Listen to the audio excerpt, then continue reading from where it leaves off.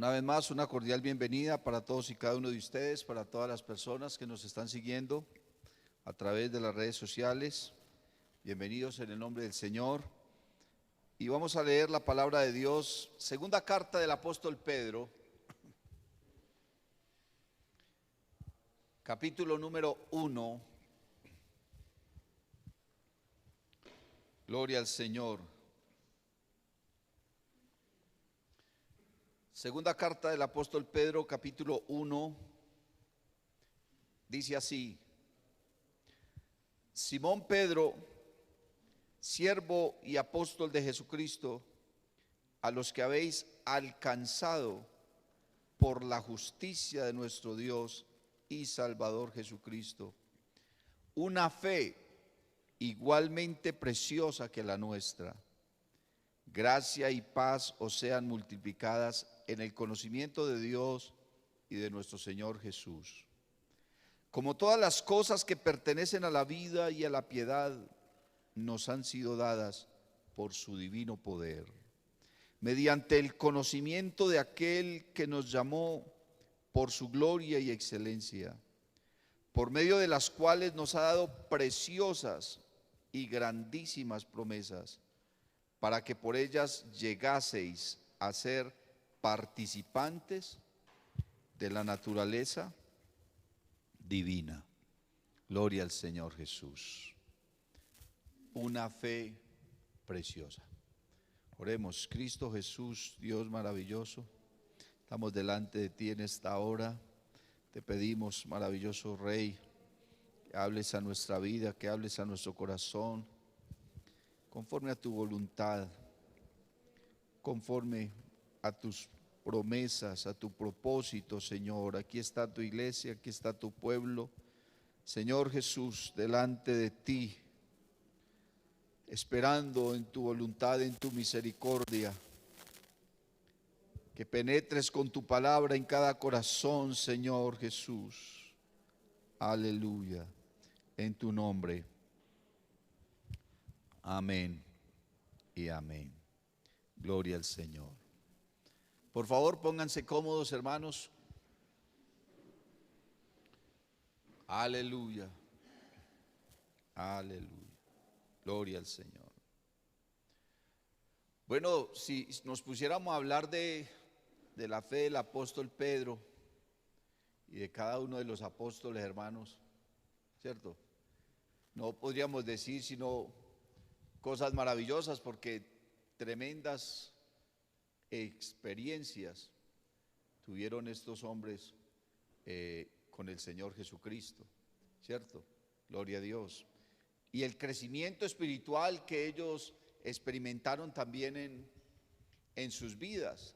Amén. Pedro entonces escribe esta carta, gloria al Señor, para la iglesia en general, para todos aquellos que dice aquí mismo, para todos aquellos que han alcanzado una fe igualmente preciosa que la nuestra.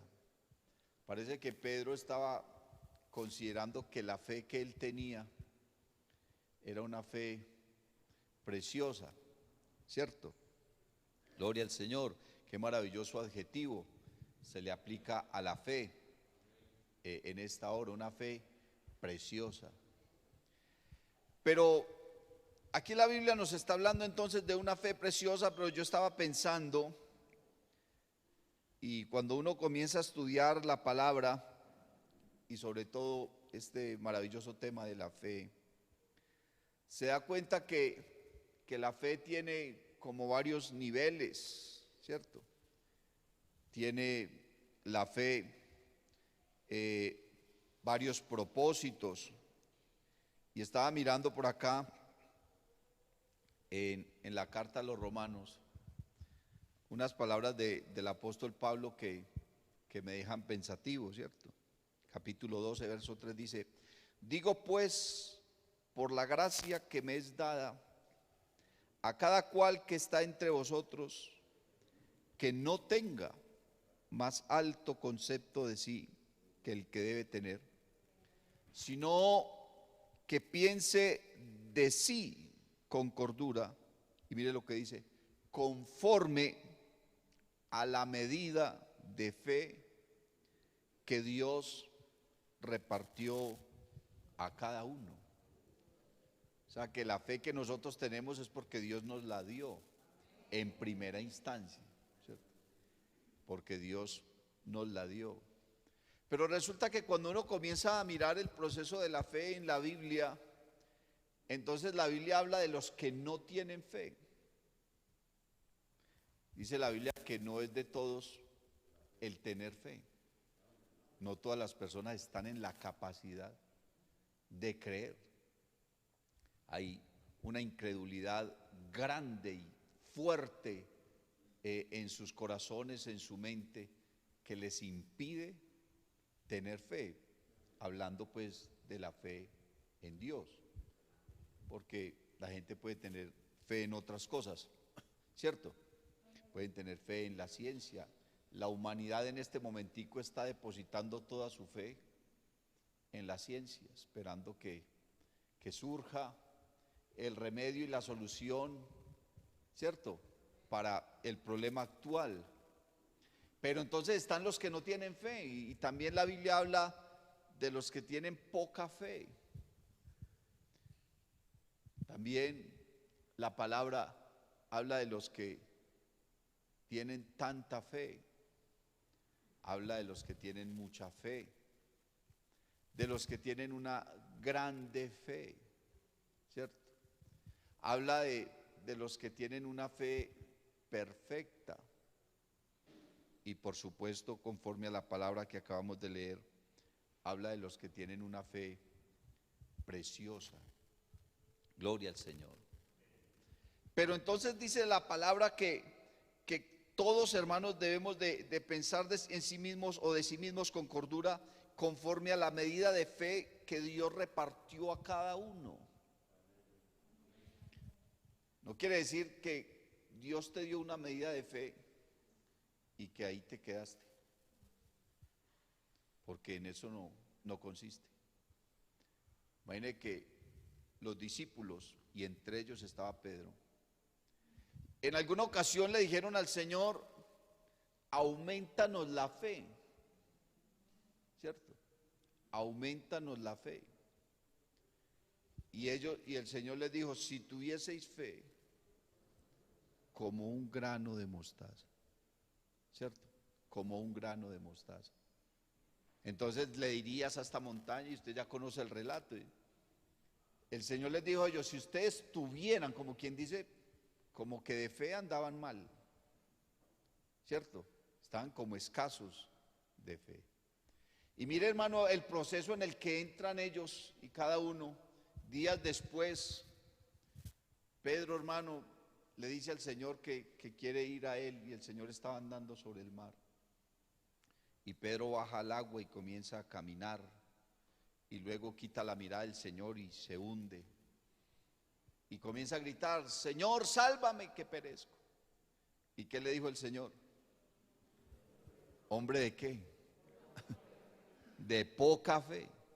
Pasó como de no tener nada ya a tener por lo menos un poquito. ¿Y cómo sería el proceso de la vida de Pedro en cuanto a la fe, al crecimiento, ¿cierto?, de la fe? Y ahora Pedro, años más tarde, gloria al Señor Jesús, años más tarde estaba mirando, hermano, que Pedro escribe esta maravillosa carta en el año 66. O sea que han pasado casi 30 años más o menos desde la muerte del Señor. Y en ese tiempo su fe pasó de ser poca y comenzó a pasar por todos los niveles, hasta que él mismo habla de su fe como una fe preciosa. ¿Aló? ¿Cuántos dan gloria a Dios? Pasó a tener nada o poca fe a tener una fe preciosa. Gloria al Señor Jesús. La Biblia, hablando de la fe de Abraham, dice que la fe de Abraham era una fe perfecta. Imagínense. tan perfecta que estaba dispuesto a sacrificar a su hijo con tal de agradar al Señor, ¿cierto? Y a nosotros a veces se nos dificulta sacrificar cosas. ¿Qué cosa puede amar más un hombre que a un hijo? ¿Cierto? ¿Sí será que usted tiene cosas materiales que las valore más que a un hijo? Puede que haya alguien en el mundo que lo haga, ¿cierto? Pero eso no es lo natural. Lo natural es que nosotros lo que hacemos y tenemos y todos nuestros sacrificios es por nuestros hijos. Usted trabaja por sus hijos para llevar alimento a su hogar, tener un techo, darles un estudio, proveer un futuro para ellos. Y usted toda la vida se sacrifica porque usted ama a su hijo. Abraham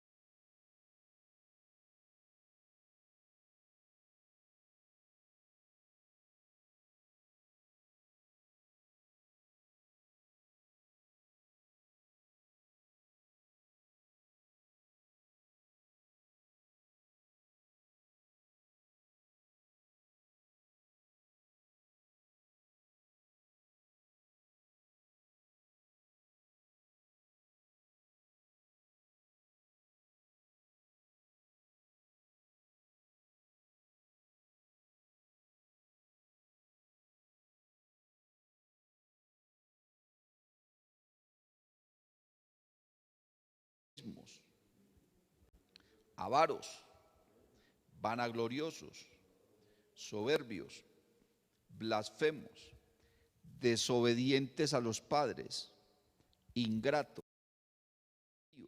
sin afecto natural, implacables, calumniadores, intemperantes, crueles, aborrecedores de lo bueno, traidores, impetuosos, infatuados, amadores de los deleites más que de Dios, que tendrán apariencia de piedad, pero negarán la eficacia de ella. Casi 20 adjetivos del ser humano normal.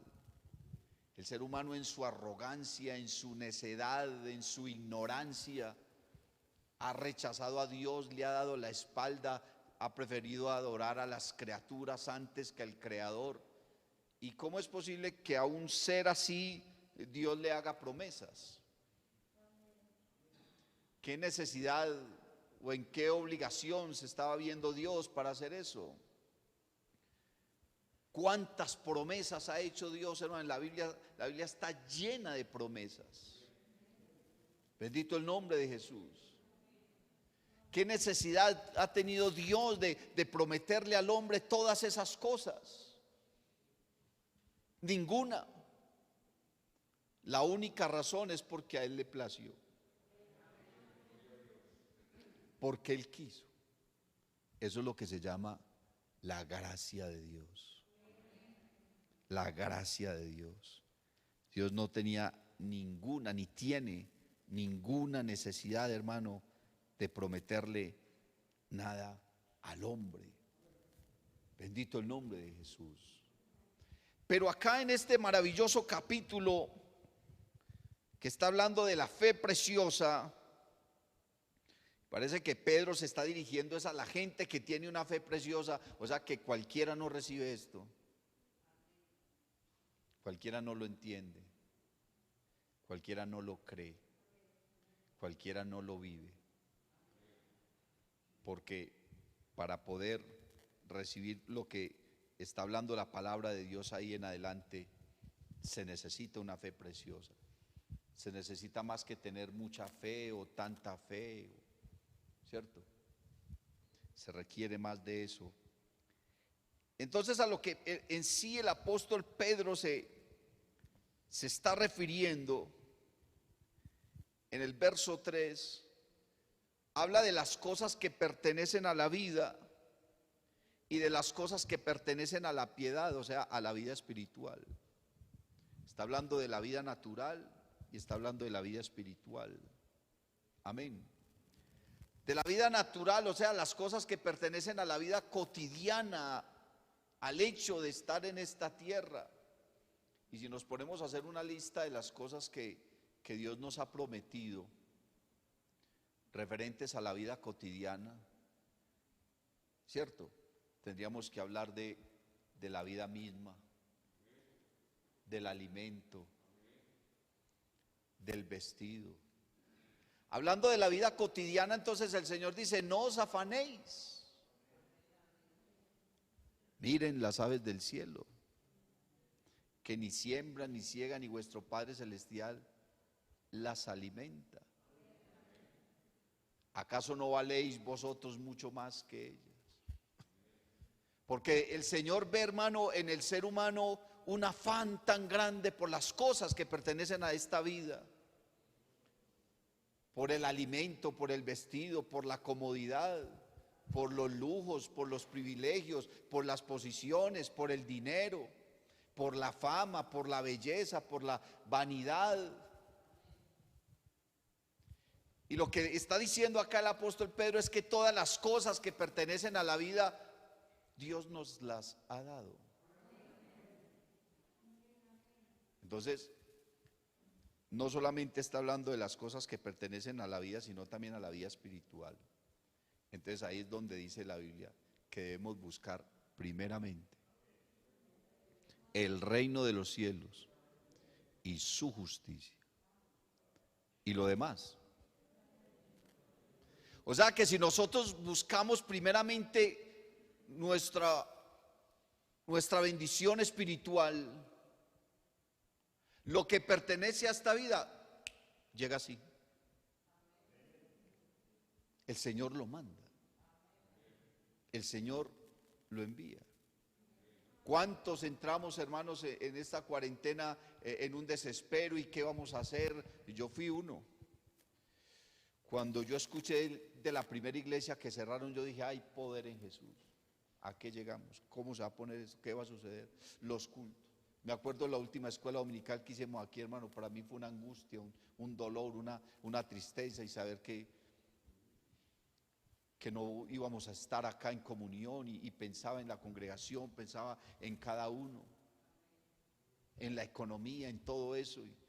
Y muchos entramos, hermano, en una situación pero aquí estamos.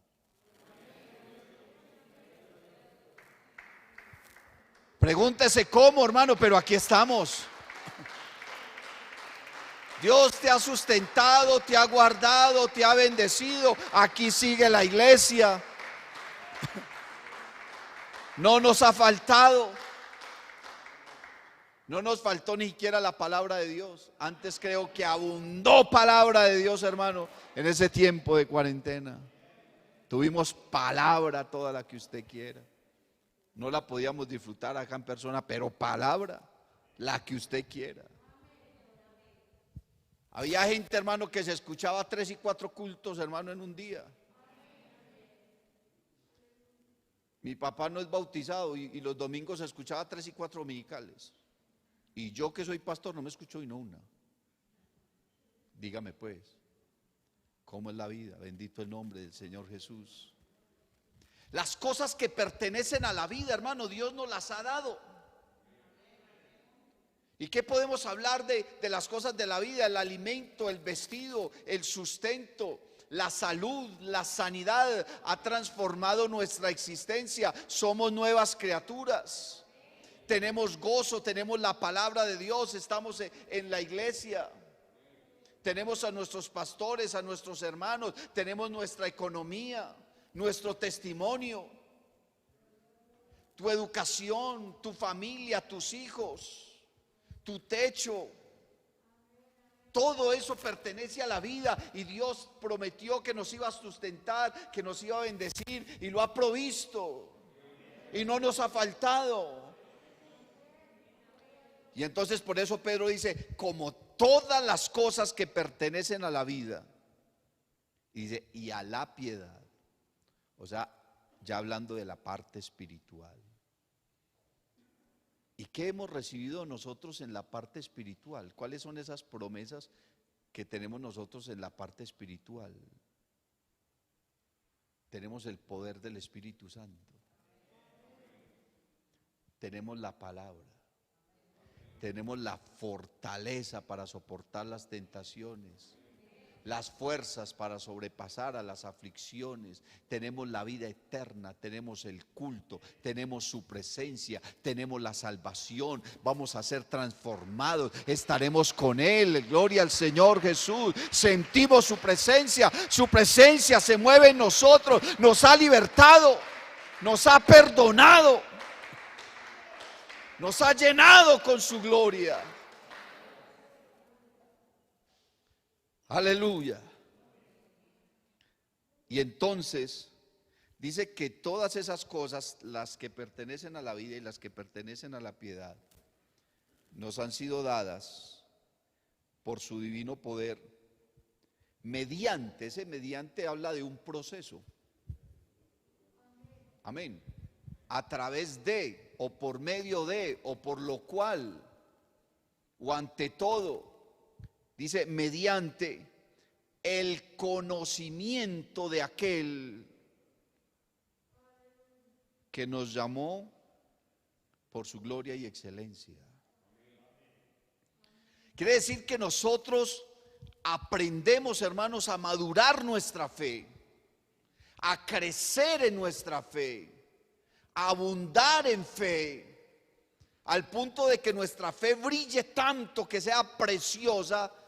Es a través del conocimiento de Dios, es a través del conocimiento de su palabra, es a través del conocimiento de su verdad, es a través de las experiencias que tenemos a diario con nuestro Dios. Nosotros tenemos que gozarnos en cada experiencia, buena o mala, pero si en esa experiencia está involucrado Dios, eso es para el crecimiento tuyo.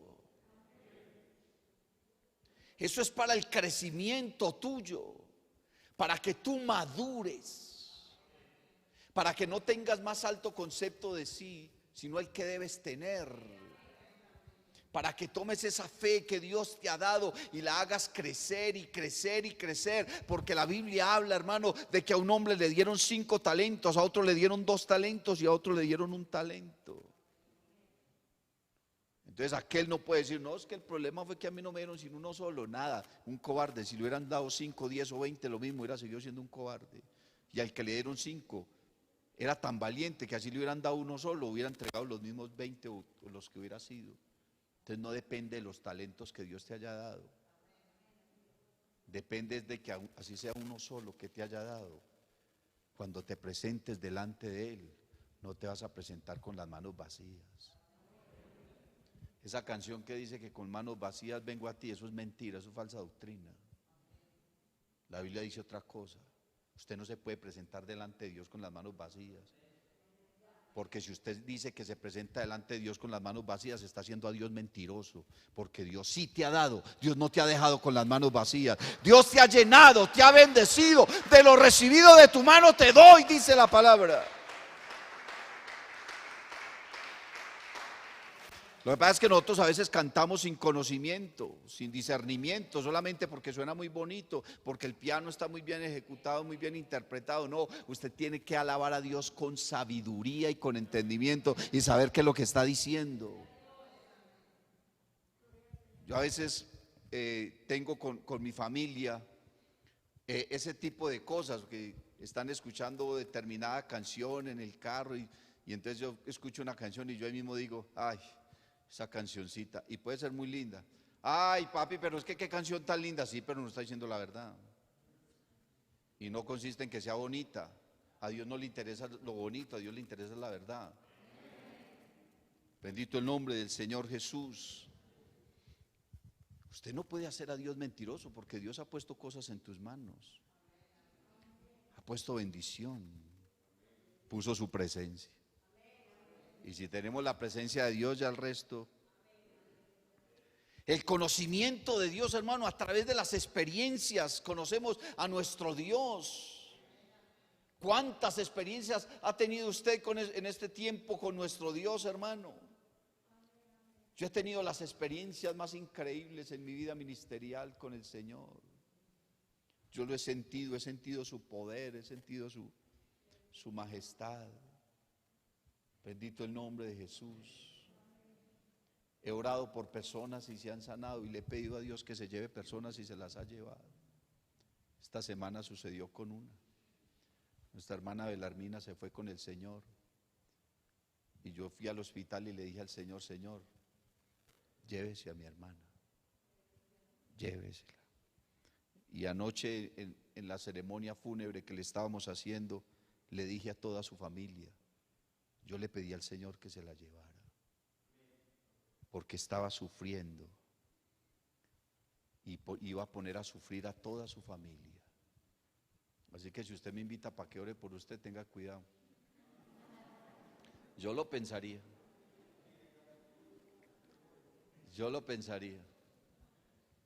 Y yo le dije al Señor: Señor, llévate a mi hermana Belarmina. Y al otro día falleció. Bendito el nombre de Jesús. Esas experiencias con Dios, saber que Dios nos oye, que Dios nos respalda, que Dios nos bendice, que nos llena con su Espíritu Santo. Hermano, vea, yo a veces que estoy predicando siento que el Espíritu de Dios entra a mi vida. Siento ese poder que entra y siento cómo sale a través de mi corazón y de mi boca, y es de bendición para la gente. No muchas personas saben qué es eso. Sentirse usados por Dios. Y no se trata de hablar bonito, predicar bonito. Si usted predica a Cristo y este crucificado y habla la verdad, Dios lo respalda. Y usted siente la unción. Yo no sé si usted ha sentido, hermano, la unción de poner las manos sobre una persona y que esa persona comience a hablar en otras lenguas. Yo no sé si usted ha tenido la experiencia de poner las manos sobre un enfermo y que esa persona se sane. Sobre una situación difícil, clamar a Dios y que Dios te dé la salida. Esas experiencias con Dios, hermano, son gloriosas. Por eso dice que nos llamó por su gloria y excelencia. Y dice: por medio de las cuales, o sea, de esas experiencias, de ese conocimiento, aleluya, de esas promesas, tanto terrenales como espirituales, aleluya. ¿Cuántos dan gloria a Dios? Dice que esas promesas que son preciosas y grandísimas, ni siquiera dice grandes. Yo no sé si es que Pedro era del apellido mío, exagerado, pero creo que en la palabra de Dios no hay exageración, porque ese es el término que él está usando. A mí me llama mucho la atención los términos bíblicos, porque la manera de decir las cosas expresa una idea. Si a mí me dicen que las promesas de Dios son bonitas y grandes, pues tengo una idea. Pero si a mí me dicen que las promesas de Dios son preciosas y grandísimas, tengo otra idea. ¿Cierto, hermano? Y grandísimas promesas. Dice: para que llegaseis a ser participantes. Y aquí es donde está, hermano, la conclusión, el objetivo, el propósito de las promesas de Dios, el propósito de la fe, el propósito de la vida material, el propósito de la vida terrenal y el propósito de la vida espiritual. ¿Cuál es el propósito? Para que llegaseis a ser participantes ¿de qué? De la naturaleza divina. No solo tener una naturaleza humana, sino tener una naturaleza divina. Y por eso es que dice: todo lo puedo en Cristo. ¿Por qué? Porque tiene la naturaleza divina. Si no, hermano, es transformada tu naturaleza humana por una naturaleza divina, no podrás soltarte. Estás luchando solo en la carne. Solamente estás tratando, solamente te estás esforzando. Y muchas veces uno habla con las personas y dice: hermano, es que yo estoy bregando. Pues no bregue. Hermano, yo estoy tratando. Pues no trate. Porque esas expresiones lo que me están diciendo es que tú estás luchando. Sí, estás luchando, y fuerte y duro, pero estás luchando en la carne. Y esto no es con nuestras propias fuerzas. No es con espada, no es con ejército, es con su Santo Espíritu. Es con su Santo Espíritu. No se trata de esforzarse, no se trata de bregar, no se trata de luchar. Porque si se tratara de eso, hermano, todos estábamos derrotados. Porque nuestro enemigo es más poderoso que nosotros. Para poder derrotar un enemigo que es más poderoso que nosotros, necesitamos a uno que sea más poderoso que nuestro enemigo. Lo que se trata, hermano, es de vivir en la plenitud de Cristo, vivir llenos de su presencia, vivir llenos de Él. Pero si tú no oras, no ayunas, no meditas en la palabra, no te llenas del poder del Espíritu Santo, vienes a los cultos y eres ahí simplemente un espectador. No, si tú te metes de verdad como tienes que meterte, entonces te darás cuenta, hermano, que no es tu fuerza. Pablo parece que hubo un tiempo en que estaba luchando en su carne con sus propias fuerzas y se estaba viendo mal. Porque él decía: no, es que yo quiero, yo con mi mente quiero servir a Dios, quiero adorar a Dios, quiero estar en la presencia de Dios, pero hay una ley en mis miembros que no me deja, que me mantiene atado, que me mantiene encadenado, no me deja hacer lo que es bueno, no me deja hacer lo que es agradable a Dios. Y entonces Pablo dice: no, yo estoy perdido, miserable de mí. ¿Quién me librará de este cuerpo de muerte? Pero Dios le habló. Dice: mas gracias doy a Dios por Jesucristo, que me ha librado de la ley, del pecado y de la muerte. ¿Y cómo lo libra? Cuando entra, pero con poder. Cuando no estamos tan apegados a las bagatelas y a las vanidades, hermano. Estamos tan aferrados a una vanidad. ¿Cuánta gente se va a perder, hermano, por no soltarse de algo que a la final no tiene gloria, no tiene valor? ¿Qué significa vanidad? Vano, sin valor, sin precio, que no edifica, que no te aporta nada. El hecho de creer que de esa manera te ves más bella o que te ves más apuesto, más sensual, eso no te aporta en tu vida espiritual. Porque nosotros ya no vivimos para agradar, hermano, a los ojos. Nosotros ya no vivimos para agradar al mundo. Nosotros no vivimos para agradar al espejo. Nosotros no vivimos para agradar a nada de eso. Si tú no vives para agradar a Dios, estás perdido. ¿Por qué, hermano? Porque sin fe es imposible agradar a Dios. Pero ¿cuál fe? Una fe preciosa. No poca fe, no mucha fe, no una grande fe. No, eso no le sirve a nadie. Lo que tú necesitas es una fe igualmente preciosa. Una fe que brille, hermano, donde tú estés. Que Dios te mire, hermano, y tú brilles en su presencia. Que Dios se agrade de tu vida.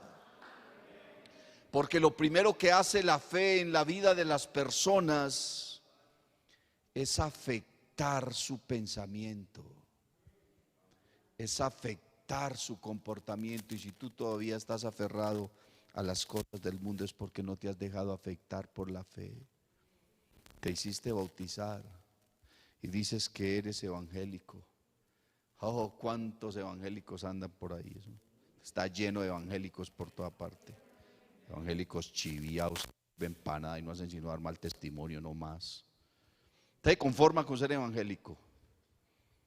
No. Aquí lo que se necesitan son verdaderos hijos de Dios. Aquí lo que se necesitan son verdaderos cristianos. Aquí lo que se necesita es gente que brille donde esté.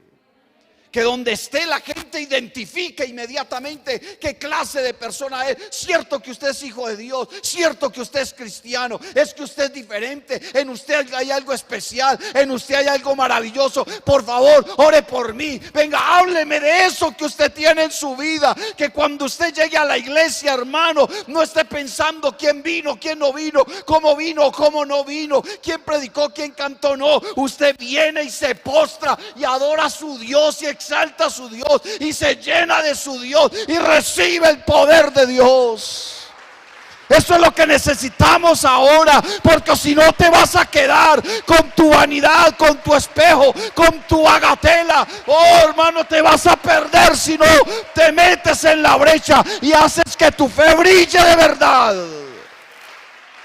Póngase en pie, hermano, póngase en pie. Una fe preciosa. Necesitamos gente con una fe preciosa. ¿Por qué no le da ese aplauso al Señor con todo su corazón? Cristo viene, mi hermano. Cristo viene. Pero viene por gente que se ha arrepentido de verdad. Viene por gente que lo busca de verdad. Por gente que ha renunciado a la impiedad y a las bagatelas de este mundo.